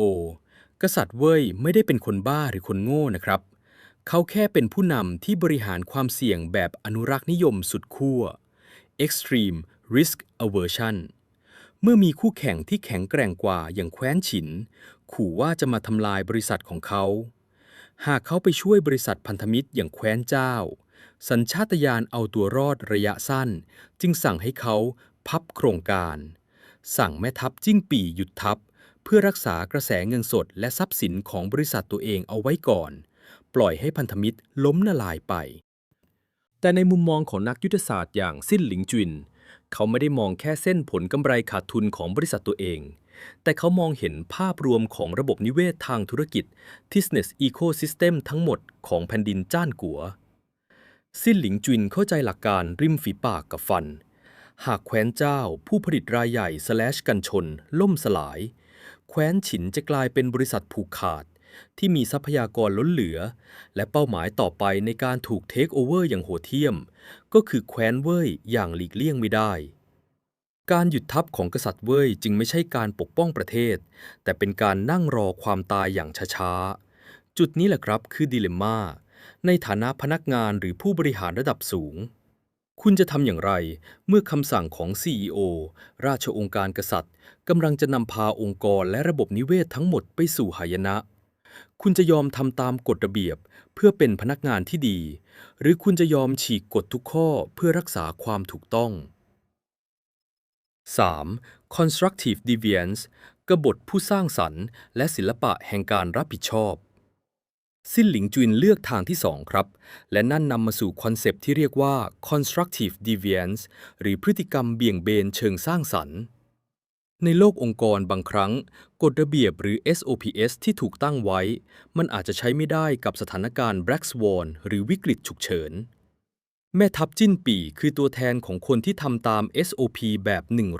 100% ต้องมีราชองค์การยืนยันต้องทำตามขั้นตอนซึ่งในยามปกติจิ้นปี่คือพนักงานดีเด่นครับแต่ในยามที่เวลาทุกวินาทีหมายถึงชีวิตคนนับล้านการยึดติดกับขั้นตอนแบบหุ่นยนต์ของจิ้นปี่กลับกลายเป็นอุปสรรคที่ขวางกั้นความรอดของแผ่นดินซิ่นหลิงจุนจึงต้องใช้ความเด็ดขาดขั้นสุดยอมให้จู่ไห่สังหารจิ้นปี่ทิ้งเพื่อปลดล็อกระบบระเบียบที่ตายตัวนั้นการขโมยตราพยัคฆ์และการฆ่าแม่ทัพใหญ่เป็นการทำผิดกฎหมายขั้นร้ายแรงเป็นการก่อกบฏโดยสมบูรณ์แบบแต่ทำไมประวัติศาสตร์ถึงไม่ตราหน้าซิ่นหลิงจุนว่าเป็นทรราชทำไมเขาถึงได้รับการยกย่องให้เป็นมหาบุรุษคำตอบอยู่ที่ accountability หรือความรับผิดชอบต่อการตัดสินใจครับท่านผู้ฟังผู้นำที่เลวทรามเมื่อทำการรัฐประหารยึดอำนาจทหารมาได้แล้วมักจะฉวยโอกาสนั้นยกทัพกลับไปล้มล้างกษัตริย์องค์เดิมแล้วตั้งตนเป็นใหญ่เสียเองแต่ซิ่นหลิงจุนไม่ทำเช่นนั้นครับเมื่อภารกิจกู้แคว้นเจ้าสำเร็จเขาคืนกองทัพให้กับแคว้นเว่ยทันทีเขาไม่ฉวยโอกาสใช้กำลังทหารที่มีอยู่ในมือเพื่อผลประโยชน์ส่วนตัวเลยแม้แต่น้อยยิ่งไปกว่านั้นเขายืดอกยอมรับผลของการละเมิดกฎองค์กรเขาเลือกที่จะลี้ภัยเนรเทศตัวเองออกจากบ้านเกิดเมืองนอนที่เขารักต้องไปตกระกำลำบากอยู่ในต่างแดนนับ10 ปีเขาแบกรับข้อหากบฏแบกรับความเกลียดชังจากพี่ชายแบกรับตราบาปที่ต้องฆ่าขุนพลผู้ภักดีไว้บนบ่าของเขาแต่เพียงผู้เดียวและนั่นรวมถึงการตายของโหวอิงด้วยครับ โหวอิงตายเพื่อแสดงให้โลกเห็นว่าแผนการขโมยตราทัพไม่ใช่การกบฏเพื่อแสวงหาอำนาจแต่เป็นการกระทำที่บริสุทธิ์ใจจนถึงขั้นกล้าเอาชีวิตเข้าแลกนี่คือหัวใจสูงสุดของความเป็นผู้นำครับผู้นำที่แท้จริงต้องกล้าที่จะทำในสิ่งที่ถูกต้องแม้ว่าสิ่งนั้นจะขัดต่อกฎเกณฑ์แม้ว่ามันจะทำให้ตัวเองต้องสูญเสียทุกสิ่งทุกอย่างแม้กระทั่งชื่อเสียงและบ้านเกิด ผู้นำต้องพร้อมที่จะกระโดดลงไปในกองไฟเพื่อให้คนข้างหลังได้เดินข้ามไปอย่างปลอดภัย